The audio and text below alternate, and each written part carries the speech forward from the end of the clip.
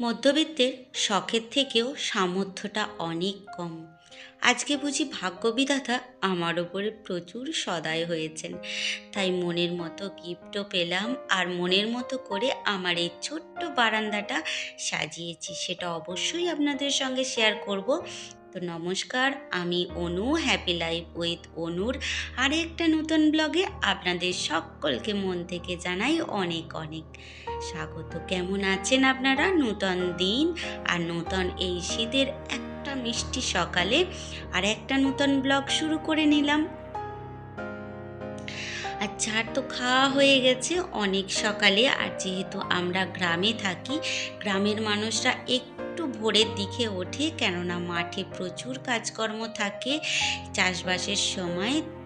আর এই ভোরবেলা শীতের দিনে পরিবেশটা দেখতে ভীষণ ভালো লাগে আমার। আর তারপরেই একটু বেলাতে চলে এলাম ঘরে সমস্ত কাজকর্ম গুছিয়ে নিতে, এরপরে রান্নাবান্না রয়েছে। আর আজকে তো বললাম যে বারান্দাটা মনের মতো করে সাজিয়ে নেব, সেটাও আপনাদের সঙ্গে অবশ্যই শেয়ার করব। আসলে মধ্যবিত্ত মানুষ, হয়তো অনেক কিছু দামি জিনিস আমার ঘরে নেই, তবুও ওই যে শখ তো আছে যে সুন্দর করে নিজের সংসারটা গুছিয়ে নেব। আসলে সকল মেয়েরাই চায় যে সুন্দর পরিপাটি, সুন্দর একটা তার সংসার হবে, ঘর গোছানো থাকবে। তো সেই রকমই একটা ছোট্ট শখ আমার সামর্থ্যের মধ্যে এবং অল্প কিছু খরচের মাধ্যমেই একটা পরিবর্তন এনেছি, সেইটুখানি আপনাদের সঙ্গে শেয়ার করব।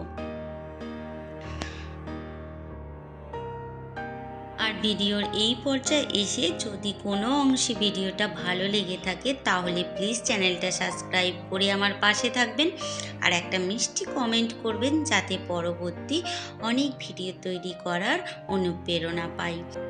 আমি সকলের কাছেই অনেক অনেক কৃতজ্ঞ।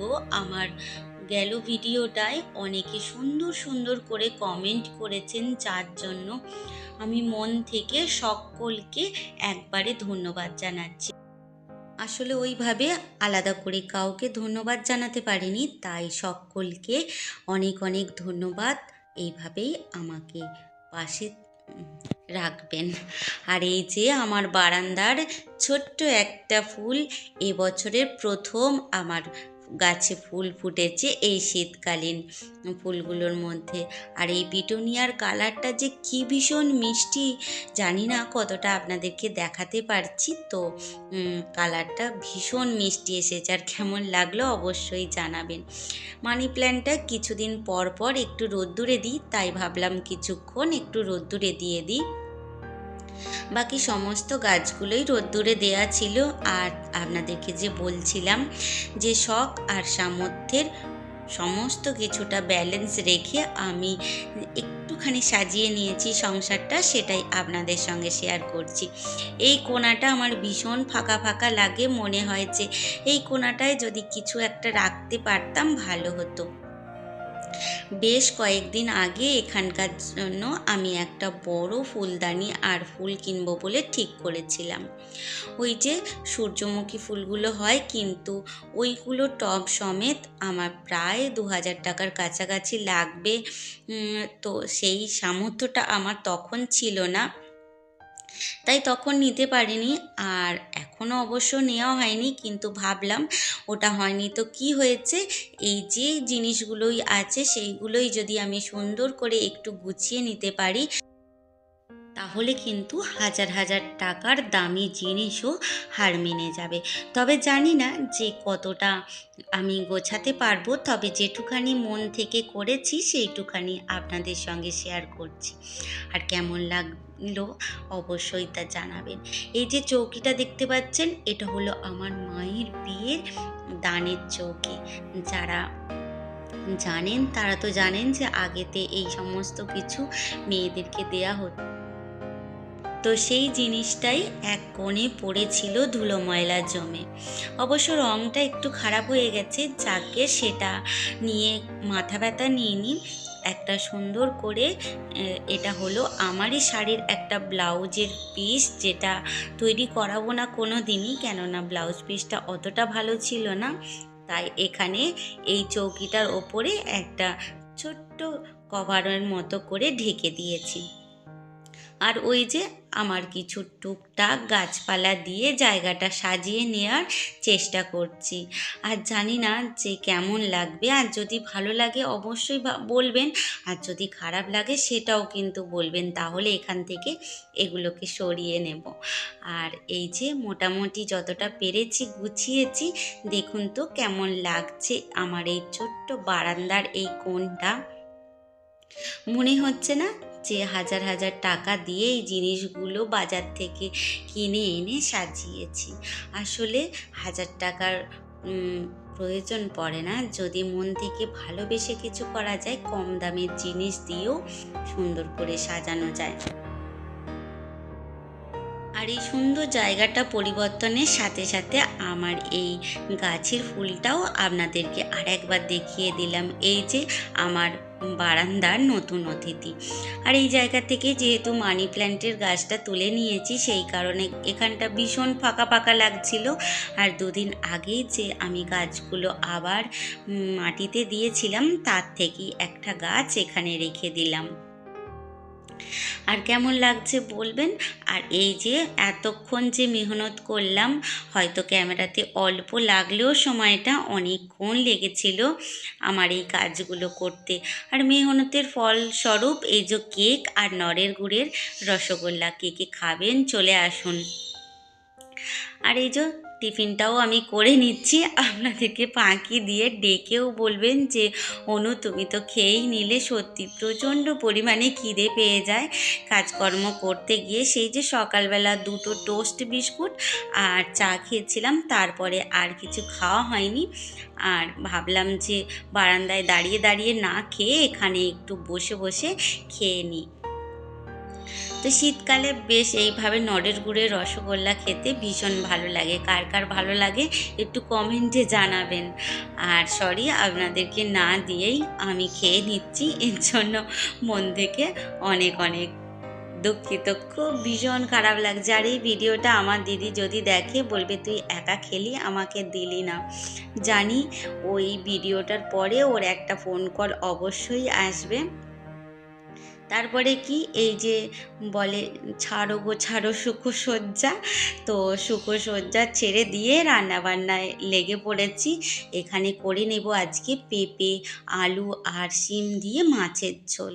হয়তো ভাবছেন যে শিম আবার ঝোলেতে, ভীষণ ভালো লাগে, যেহেতু গাছের টাটকা জিনিস সেই জন্য ভীষণই ভালো লাগে। পেঁপে আলুটা সিদ্ধ করে নিয়েছিলাম কুকারে, আর শিমটা ভেজে নিয়েছি। মাছও ভাজা হয়ে গেছে।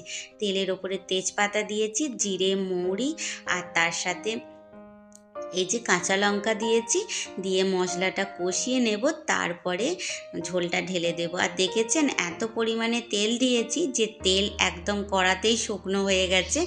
আর বোঝাই যাচ্ছে না যে এতে তেল দেওয়া আছে কি না দেওয়া আছে।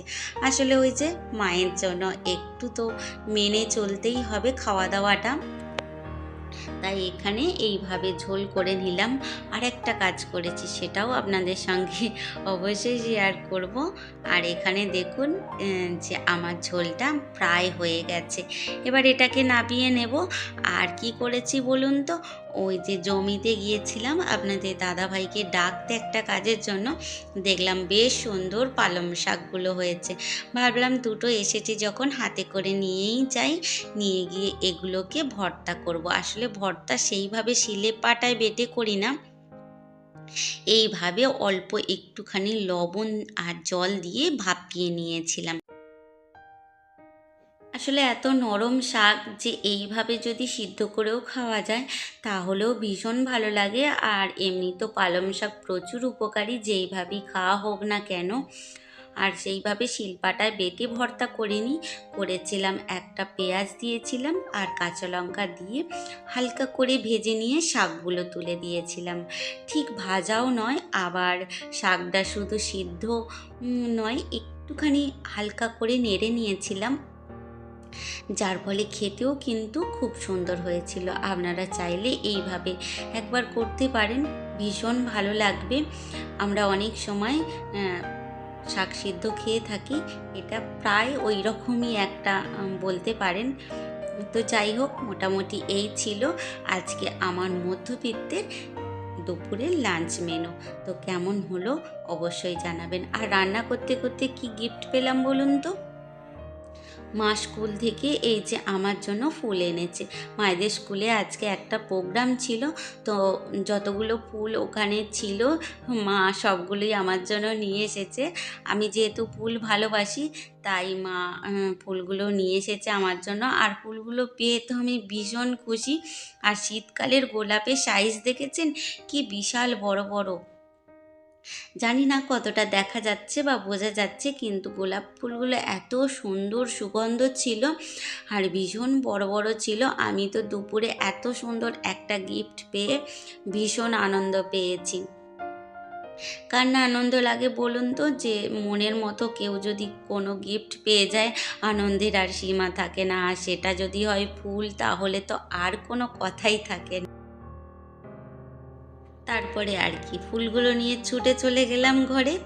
একটু গ্লাসের মধ্যে জল দিয়েছি, দিয়ে আর ফুলগুলো রেখে দিচ্ছি। জানি না কদিন ভালো থাকবে, তবে চেষ্টা তো করছি যাতে ফুলগুলো ভালো থাকে। আসলে ওই যে তার দিয়ে আর রজনীগন্ধা ফুল দিয়ে বাঁধা আছে, দেখতে তো ভালোই লাগছে। আসলে ওইভাবে বাঁধা থাকলে ফুলগুলো হয়তো ভালো থাকবে না অতটা। আজকের দিনটা থাকুক, কালকে আবার চেঞ্জ করে দেবো।